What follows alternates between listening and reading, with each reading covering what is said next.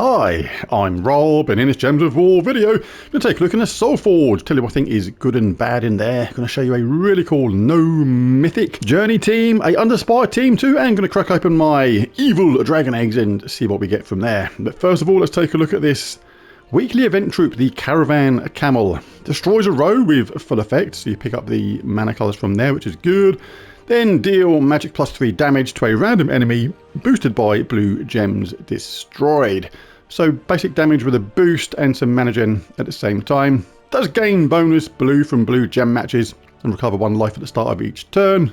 Immune to stun, so the traits aren't too bad for this level, but as ever, this kind of troop is no good to mid-level players onwards, but it can be very handy indeed if you're a newer player to the game. So pick it up anyway, get as many as you can, get it to mythic level if possible. Anyway, where do you park a camel? At the Camelot. Do you see? Not the car lot, the Camelot. But how do you pull it when it's not working? Camel toe. Yes, camel toe. Right, with that, let's go to the Soulforge. We'll start with the weapons first, then we'll have a look at the troops.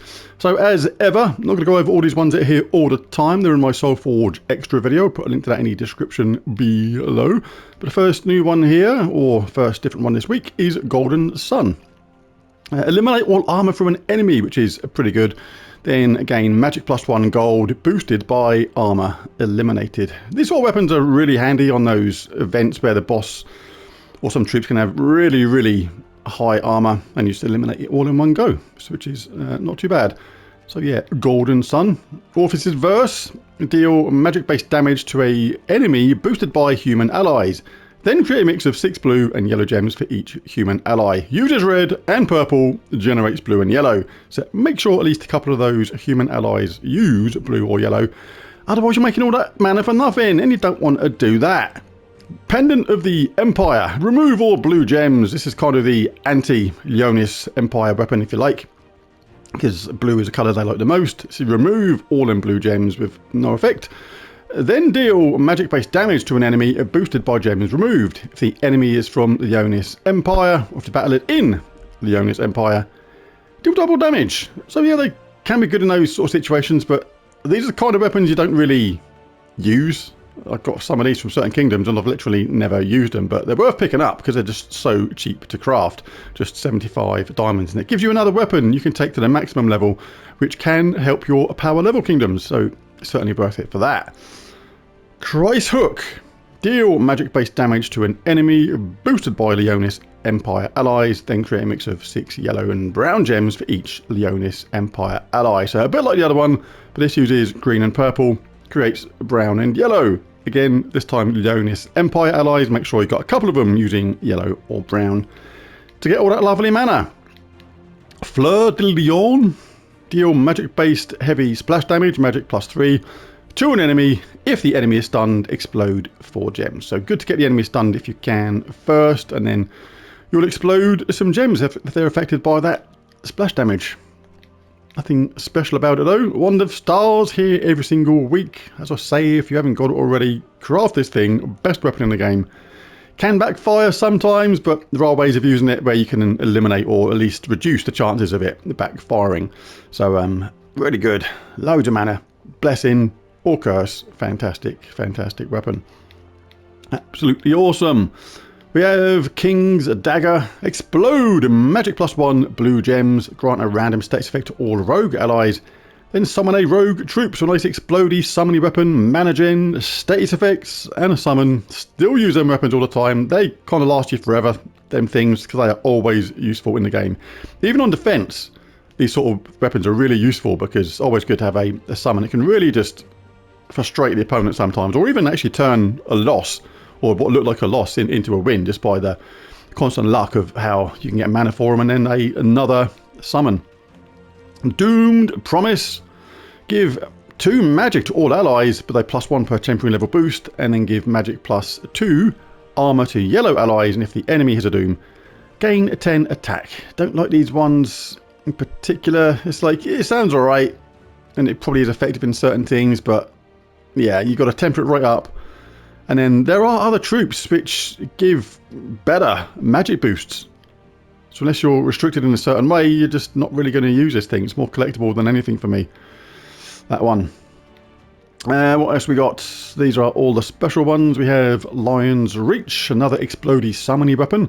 Exploding magic +1 blue gems, given a random status effect to all Leonis Empire allies this time, then summon a Leonis Empire troop. So another explodey summoning weapon there. Very, very good. Indeed, these are the ones for the other dragons. We're going to have some new weapons here, aren't we, because of the evil dragons. But first of all, Spirit of the Oasis. This is the event weapon. This is available from the shop in Journey, but don't get it from there. Yeah, get it from there. Don't get it from here. That's what I meant. Don't get it from here. Get it from there, because you don't have to spend diamonds. Here, you have to spend 200 diamonds to get it. In the event shop, you spend gems, and it's much easier to get. Gems are much easier to get in general, so it just works out good. And you get other benefits from getting it from the shop as well. But it does deal magic-based damage to an enemy, boosted by blue allies and human allies. And yeah, so bad damage with a boost. Not actually that good, but get it anyway, because it's another weapon. And this is the 3 extra weapons that have been added to the Soulforge. Can't get these yet unless you've collected these other dragons first, these new evil dragons. And then it's going to cost you 600 Dragonite and 600 souls. Let's have a quick look though. Does damage to an enemy, then convert 4 gems of one of their mana colours to Terra gems. Okay. Interesting. This one does damage to 3 random enemies, then create 3 bleed gems. If an enemy dies, create 3 more bleed gems.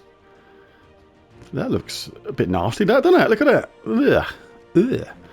And the Sinister Reaper. This is the one where if you've managed to craft all them, because you need them 3 dragons for that, and then you need the opposite 3 dragons for the other weapon, then you can craft this one, because you need that weapon, the Watcher's Cleaver, and the Flail of Suffering. And then this one does damage to all enemies, and then create 3 bleed gems, 3 terror gems, 3 poison gems, and if an enemy dies, create 3 more of each gem. That could actually be pretty powerful. So first of all, let's now take a look at these troops as ever. If you're a newer player, then go over these summoning stones, see if there's anybody in there which is useful. You're looking for goblins, because they always gain an extra turn.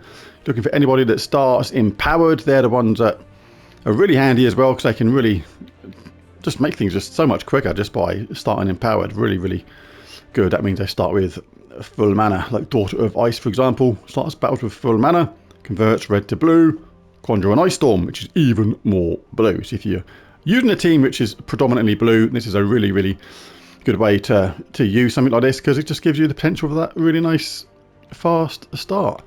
And what else we got? Yeah, nobody too fantastic there. Even though Savage Hunter is an absolute beast, does absolutely stacks of skull damage. It's ridiculous. But yeah, and we have these new evil dragon eggs. I'll bust these open after I've taken a look at these troops, and I can do 15. So first of all, let's take a look at these mythics. Start off with the Decaying Queen. Don't think I've actually used her yet in a team, apart from maybe to show her when she first come along. So low amount of scatter damage, even though it is boosted by decaying gems. It's the boost which can really stick that up, sort of thing, make it a much better damage rate, because the initial amount is really low. So you do need that boost by decaying gems to make it effective. Then convert 6 green gems to decaying gems. And she does create a decaying gem when my turn begins, but it's just one is just not enough to really affect her damage to make it effective. That's why I don't think I've really used her at all, really, because I just don't think she's very good. Sagittarian, next one up, dealing a magic-based true damage to an enemy. Then steal either 10 magic or 20 life or 20 armor from the enemy. Don't like these things that do this or. It's not like a choose one, it's a you don't know what that's going to do. And that's a bit annoying, because it does true damage. If it does something you don't want it to do afterwards, like if it steals the armor, what's the point of that? You're trying to do true damage. It's like, yeah, I don't like these kind of things that do the or thing without you knowing what's going on. Emeraldrin is the dragon on rotation if you're on the path to crafting Diamantina still, and you can guarantee you get this one. If this is the last dragon you need to get the set of 6, then it's probably worth the extra Dragonite. The trouble is now you're left with a quandary of, do you spend that extra Dragonite on something like this, or do you open some of those new evil dragon eggs with your extra Dragonite? That's something that only you can decide, but if you don't have one of the special dragon eggs yet, the Diamantinas, the Stellarixes, the Chrysantheraxes, and things like that, then yeah, the player's choice. But Diamantina is still good. Right, so next up we have Libara, another annoying mythic, because it does damage to all, which is alright, or life to all allies, which could be alright, but you don't know what it's going to do, because it's one of these all ones. Does damage to all or life to all allies. It's like, no, I need to know what's going on, thank you, which is why, again, I don't think I've ever used that in a serious battle. Who's next? Is there one more, or is that it? No, we've got one more. We've got Feros Ra. Transform yellow to purple, then deal damage to an enemy boosted by my souls and give 20 souls. The damage is magic +1. But the main benefit of this dude is that Necromaster. Gain 150 bonus souls from battle. Eventually, you do reach a point in this game where you have so many souls you literally have nothing to do with them. But in the early part of the game, if you're a new player, this thing is invaluable. Really, really, really good for getting like stacks of souls on the early part of the game to power up your troops and spend those souls in other ways that you need to, and worth it for that alone, because it's just such a good early game troop just for that Necromaster alone. And when you cast it, you get the boosted by the souls as well. So yeah, but Necromaster, very, very good for Feros Ra if you're an early player. Not so much good if you're a later player, but hey, you can't have everything. Right, so that was them mythics. Let's take a quick look now at the legendaries. Winter Imp, true scatter damage. Very good indeed. Boosted by blue gems. If an enemy dies, freeze all enemies. And gain 8 magic on blue gem matches is really good for this because, yeah, all you got to do is get blue, which it needs to charge up, and then you boost up that true scatter damage massively very quickly. Indeed, and Sylvanamora is still one of my very, very handy legendaries in the game, because entangle the first enemy on 4 or 5 gem matches. That's so good, because then if you get skull hits and you kill them off sort of thing, or you leave them skull hits and they're not touching you because they're entangled, as soon as you get another 4 match, you entangle the next first enemy as soon as they die. So it's really, really good legendary, this one. I do actually like it still, and it explodes a column and does damage to all enemies. So damage to all, mana gen, exploding the column, and entangling the first enemy is very, very good indeed. Still use Sylvanamora a lot. Vedada Vast, another good legendary.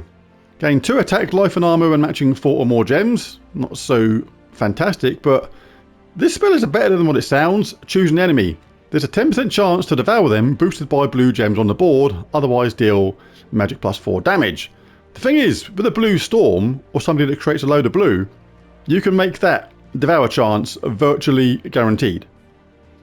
And you can repeat it as well, because of the blue left on the board quite often. Really, really good. Vedada Vast. I do like it. First Claw Mahez, dealing magic +1 attack and armor from the first 2 enemies, boosted by my attack, then give 3 to 8 mana to all other allies, and then gain 2 attack when matching red. So yeah.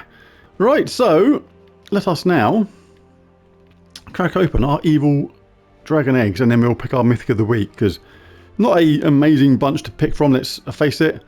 So evil dragon eggs. So let's open the first one. Guaranteed not a duplicate. This is the only time when we open the dragon egg where we're not guaranteed a duplicate on the very first one. And we have Runetheus. Let's open up another one. Do not be duplicate straight away. Right, good. 2 for 2 so far. Ooh, my favourite one. That's one that does the silence. I do like the sound of that. So 3 for 3 so far. 4 for 4. Oh, come on. Come on. Oh my god. I'm 5 for 5 so far. Can't happen, can it? No, first duplicate. Come on, I've got 9 chances to just get one more. Another duplicate. Come on. This is like rolling a dice needing a 6. Oh, come on. 7 chances left. Don't do this to me. Oh, come on, you stupid game. Yes! We have the set. Wow, I'm so happy. Right. I'm happy with that. Right, so we got the set. So what have I got enough to craft on the, what am I doing? I'm going in the wrong place, I'm getting too excited. So I need to craft this, I've got 600 for that. How much have I got left? 2,500, so I think I'm going to have enough to be pretty close to being there. So I've got the Watch's Cleaver. Got the Flail of Suffering. I think I'm going to have enough, you know. No, I'm not. Not quite. Oh, but that's all right. I can deal with that. I'm happy with that situation. So we'll get the Sinister Reaper. And that leaves me with 187 Dragonite. But then, that means I've got to save up now. 1,200 to get Pandemonia. This one actually sounds pretty decent. Decent amount of damage to all enemies, boosted by skulls, and inflict curse and terror. There's a 10% chance for an extra turn boosted by skulls. So, no mana gen from that. Obviously, that's the thing that's cool about Stellaryx and Chrysanthrax, in particular the way they can generate mana at the same time. But the fact that they inflict curse and terror is pretty cool because it's going to affect all of those troops. And it's kind of the equivalent of Deathmark in a way. But the one at the bottom, if it's at the bottom, it can just disappear from battle as if it wasn't there. So, different from the other dragons, but I like that. I like the idea of it being a little bit different. And does have a 15% chance to resurrect with full mana after death. That's pretty good. Right, but I'm happy. I've got the main 6. That is the main thing, because this irritated some people, because it seemed like this next bunch came around really quick. Because it was only March last year. We got a Chrysanthrax available to craft. But these are different from these ones. So it's not like you kind of need them all. You can look at which kind of ones suit your playstyle and kind of prioritise which ones you want from that. I still think maybe Chrysanthrax set on initial first glance, without delving too deep, is still the ones to go for over these. They are the same cost, but yeah, there's certainly going to be a use for these, but we'll take a look at them at a later date in more detail. Right, so yeah, who gets my Mythic of the Week? And they've all gone a bit jumbled up. What is going on here? Look at this. If I wanted to craft the Decaying Queen now, I can't. It's jumbled up and put Stellaryx on top of it. What the hell? And the same's happened on these ones. How does this happen? Do not understand. Anyway, but Mythic of the Week, Decaying Queen, it's not you. Oh god, no. It's fixed itself. Sagittarian, not you, because I don't like that or thing. And Libara, don't like you, because it's that or thing as well. And that leaves... Oh, crikey, these are all jumbled up as well. Hasn't fixed itself at all. But I can't see it, because it's all jumbled. It's got a Leonis Tower on top of it. But yeah, Pharos Ra, particularly if you're a newer player... Fantastic if you're a newer player, get Pharos Ra, because it is probably the best Mythic here, if you're a newer player. And now on to the Journey event. Now you must use the event captain to benefit from that ×2 magic score and the trait that can give ×2 to ×3 score, both for this event only, but absolutely essential that you pick them up. You grab them, or him, Gimdabu, if the name is, from the shop at tier 2. Now, if you buy that big tier thing at the beginning, you'll pick up a lot more tiers. And if you do that, you will have enough copies of him to get him to Mythic level straight away, which can be useful. But if you don't have the gems or don't want to do that, you can pick him up at tier 2, back out of here, use a couple of Orbs of Ascension and get him to Mythic level that way. That is the 2 ways to get the event captain to a Mythic level, which is certainly recommended, because if you do that, then basically you get a lot more miles per battle. But at tier 1, you get a potion of enchantment. Enchant all allies at the start of battle for this event only, and you pick up more journey event sigils, more troops, more gold, more stuff all around, which is pretty good. Tier 2 is where we pick up our event captain, doing that damage to an enemy, creating blue gems boosted by human allies. You want to be in a human class for this to make sure you get as big a boost as possible. And if you get that third trait look, Pathfinder, on Mythic level, that's where you get that 3 times miles bonus, which is really good. So just at tier 2, just get 1 from here, back out, use 2 Orbs of Ascension to get it to Mythic level, or buy enough tiers to have enough copies of him to get him to Mythic level straight away. Your choice. But either way, go at least to tier 3 to pick up another weapon. The Spear of the Oasis, it's not that great, just does damage to an enemy boosted by blue allies and human allies. But yeah, it can be okay if you're a newer player, I suppose, and they're lacking choices on things like that. But for everybody else, it's just not that good. That's kind of the problem with the game in a way these days. Endgame players, this stuff just becomes collectible, but it's still handy if you're a newer player. So anyway, let's now let us pop back and have a look at kind of what team you should use. So for this, always go to the battle that gives you the highest miles. If you're comfortable with the battle and you found it easy or you got past it okay, then always go to the one with the highest miles, because the idea of the game is to get as many miles as you can. And to get the maximum bonus in Journey event, so to not lose any miles, you need to complete the battle in 10 turns or less, or 10 rounds or less. Now, a complete turn is your go, including extra turns, then the enemy's go, including extra turns, then back to you. That is one complete round, and you need to complete the battle, win in 10 rounds or less to not lose any miles. And you also need to not lose any troops to pick up the maximum amount of miles as well. So normally, you concentrate on a fully looping team. This kind of thing is really good for looping, because it does damage to the first 2 enemies with a +2 per temporary level boost, then create 2 blue gems for each blue ally and enemy. So we're going to get a lot of blue just from this alone, and we're going to get extra from this blue enemy over here. Really good. But I'm not actually too bothered about that, but the fact is we have to pick a blue weapon for this, because we are restricted to the restriction of the mana colour blue. So no choice on that, so that's still the best weapon for that. If you don't have that, there are other choices which are going to be decent, like Arboreal Crystal will do a really good job exploding gems, giving status effects, and a summon if you need it. And there's other ones that do true damage as well. But yeah, anything really, because the weapon, I don't often say this in Journey, it doesn't really matter. Because I'm pretty sure, I haven't tested this yet, but I'm pretty sure that Tesla is going to do the job on her own. Because she does true scatter damage, only a very small amount, boosted by all ally and enemy armor. So the thing is with that, because it's boosted by the enemy's armor as well, as the enemy scales, she's going to do more and more damage.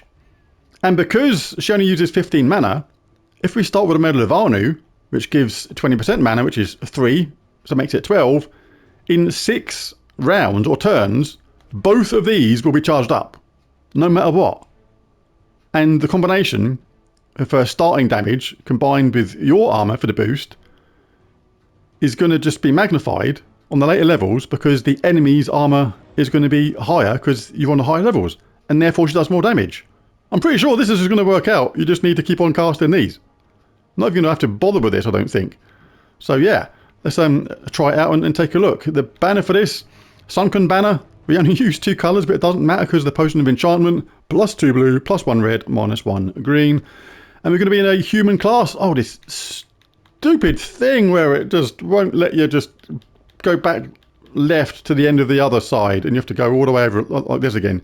In 2026, this is ridiculous, devs. Come on, sort yourselves out. Take a look in the mirror and think, is this the best you can do? Wrath of Anu.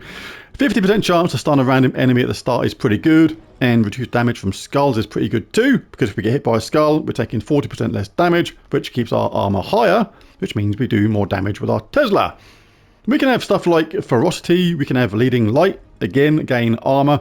If in first position, very handy indeed, it means we do more damage. Brilliant Aura, might as well have that. Other ones aren't a lot of use for us. Can have Quick Study for this, because we don't want a Light Storm at the start. And One Glory in battle, you can have that instead if you like. Armor of Light, all troops gain 4 armor, again, boosts up our damage. Bloodthirsty, become enraged on 4 or 5 gem matches, means we do more damage quicker. We don't need Inspiration, because we've already got a 20% mana start. And Divinity, might as well, because the other 2 are no good at all. In fact, they're all no good for this, but hey, you can't have everything. Now for this, I would have 1 Medal of Anu and 2 Medals of Guard as the medals, because the Medals of Guard are going to give you +8 armor per troop, which again boosts up our damage. So let's jump in, because I think this is going to be, what we're doing. Where's it going? What? Go down to there, you silly thing. You can't come into my pub in a machine like that. It's a no smoking area, and that thing is clearly smoking. So yeah, we're just going to get red for Tesla. Yeah, we took a little impact there, but we don't care about that. We'll take extra turns when they're there, though. And then pretty much anything, really, because Tesla is going to be up next round anyway. That's an extra turn. So the boost is 291. Obviously, it will vary upon your stats on your team. But the benefit of this is, as you play the Journey event and the enemy gets harder, your Tesla will just get more and more powerful all the time. So if you're 2, this works out an absolute treat. I mean, 1 is still going to do a really solid job. Don't even have to worry about that, because the enchantment means we'll get it next round anyway. This is going to whiz through.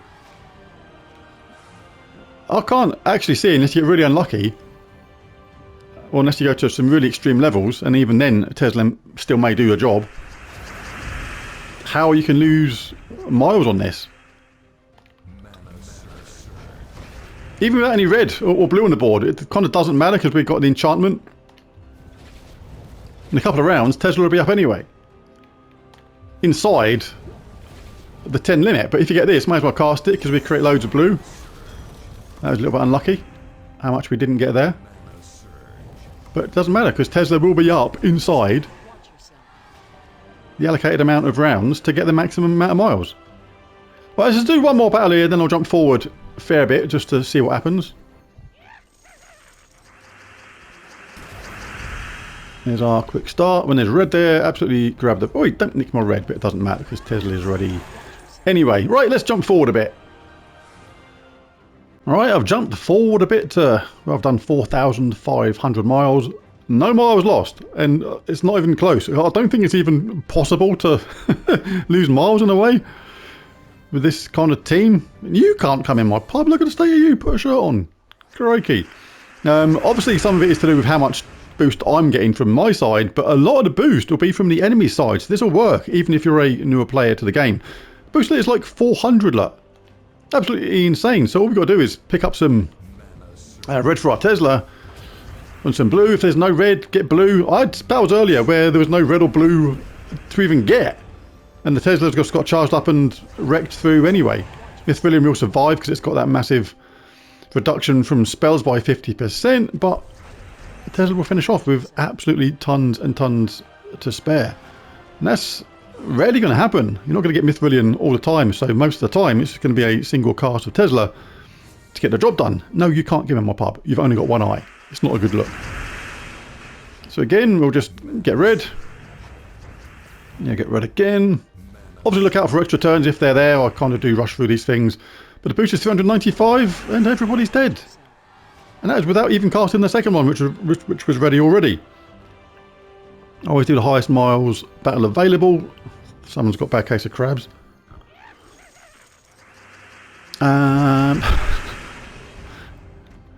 Red. If there's not red, get blue. Loads of blue, look. Look at that. You cast this if you want. When you cast this, do some damage. You're going to loop most of the time. Didn't that time, but look. 353 damage. They survive, but it doesn't matter because the next Tesla's up in a couple of rounds. This is like worst case scenario. If you have to cast Tesla twice, let the other one get charged up first.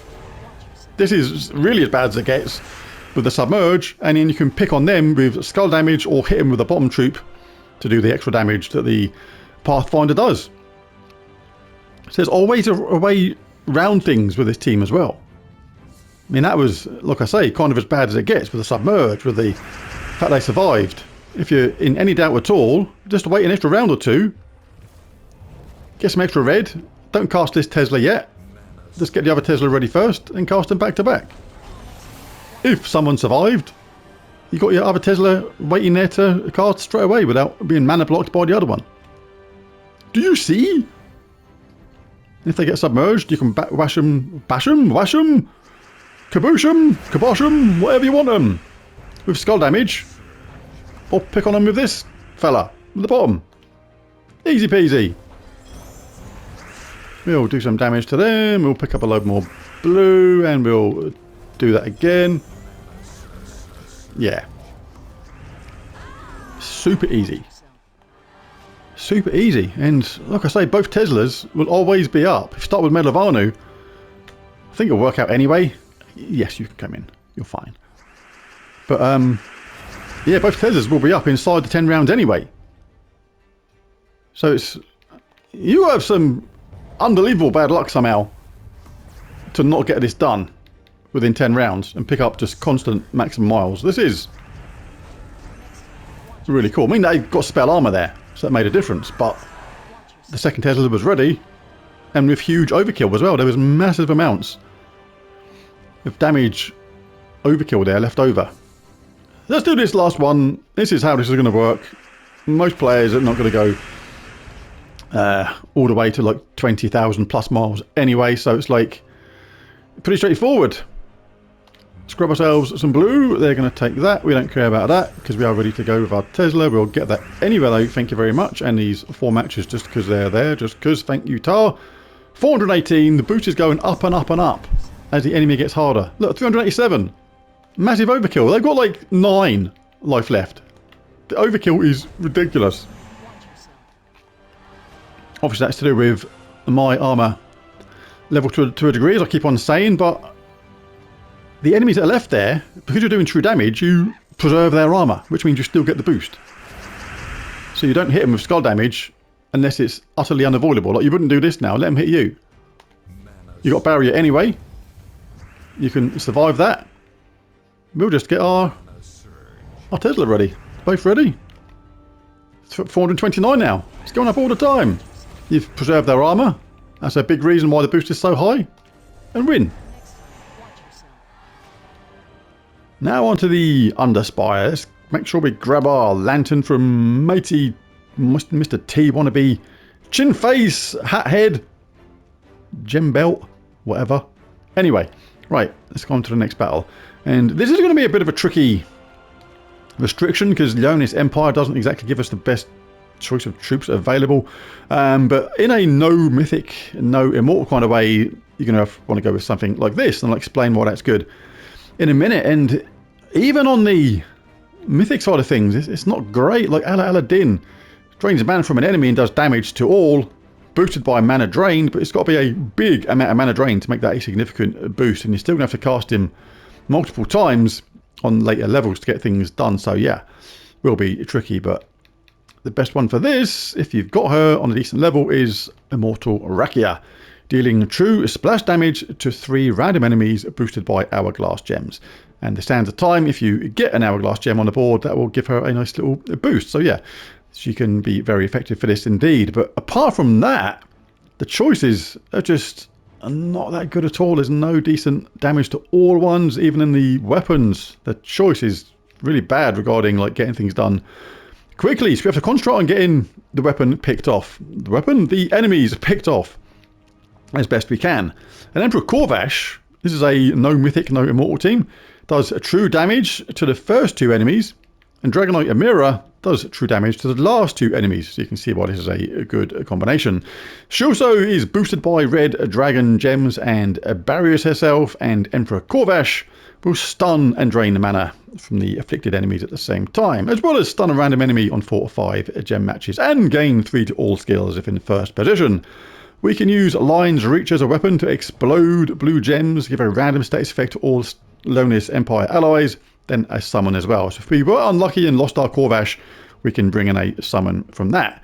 But it does gain 3 to all skills, which is good. If you want to play really safe, you can actually put the hero up top. The good reason, or the reason why that's good, is because in this class we are going to get a barrier every single time we collect a brown, which we do a lot because we're going to collect them a brown for these 2. So up to you on that, but it'll work either way around. It's player's choice in a way how you go about it.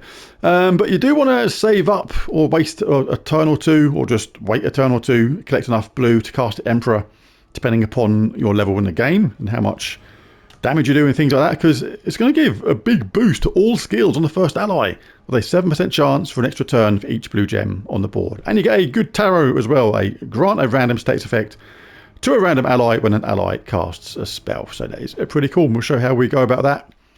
During the battle, you can have +2 brown, +1 red like I've got. You can go +2 blue, +1 brown or red, your choice really. But I'm going +2 brown, +1 red, -1 yellow for this. I'm in a Geomancer class, 50% start, reduce damage from skulls, effective again if you put the hero up top. And we can have stuff like serendipity.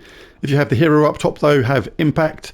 And then that one's irrelevant. Then we can have anti-magic sphere. We can have tactician. We can have rock solid, really good. Get a barrier when matching brown, which we do a lot. Stone mastery, very good indeed. And a fortitude. Just jump in then and have a fight or two. Do you like Emperor Corvash though, that drain the mana thing? Really effective. So we'll collect these 4 matches just because they're there. Get this extra blue because, as you see, like we've got Corvash now doing this damage. But if you're newer to the game or something like that, then the Emperor again will be based on your magic levels. The higher your magic, the bigger the boost. But when we cast that, we get a nice little boost on all skills. Didn't have to do that, of course. Just showing it for the video. And then we can just concentrate on finishing somebody off. There's no red there. Otherwise we could cast the weapon, explode the board. There's our dragon gem, which she creates. A 34% chance to convert a red gem to a red dragon gem when my turn begins. So when that happens, you can collect that red for our weapon. Doing even more mana gen. And it's been a bit annoying to me, but there we go. When they're the last 2, they automatically become the first 2. This is where Corvash or Dragonite Emira would work. So either or, whoever gets charged up first. But the boost from the Emperor will be really, really handy on the later levels, even if you're a experienced player with high stats. Because rather than having to hit 2 or 3 times with Corvash, you can actually just do one super powerful punch in the chops and take him out. Let's explode those blue gems. There we go. Look out for another blue match if you need the boost. Then we can cast our Emperor. We don't need to, obviously. We can just take him out now like that. We've got status effect there. Which one was enchanted? And Dragonite Emira takes out the last 2. Let's go on to the next one. Can open your treasure chest as you go along, if you please. Alright, we'll have a little bit of red though. Now 50% mana start really makes a difference. Should have got that round 4 match really. But I like to speed through these things, these videos, makes it a little bit quicker.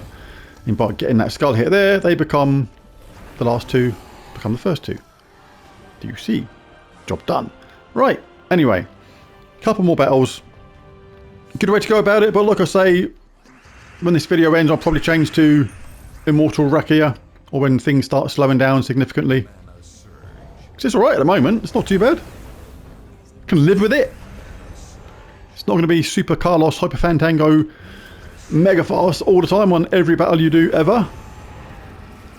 This is Underspire, where we don't get the Potion of Enchantment and the Potions of Explosion from the start like the event. It's going to slow down. Right, last battle. Let's go in the back alley and have a bit of fun with Street Thief. See where all that gold popped out from. Maybe. Let's get our weapon going. Let's get a load of blue.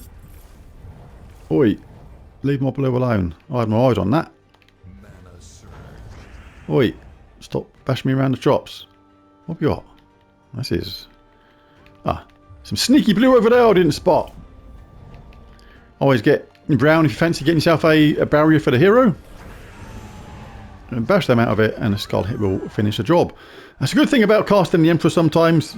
That boost to all skills means that your skulls do extra damage as well as give you extra armor, extra life, and extra damage as well because it boosts up your magic too. But there it is. There's the team. There's the video. If you enjoyed it, it'd be really cool if you bashed that like and subscribe button. It really does help. And best of luck opening your evil dragon eggs. Thanks for watching and bye for now.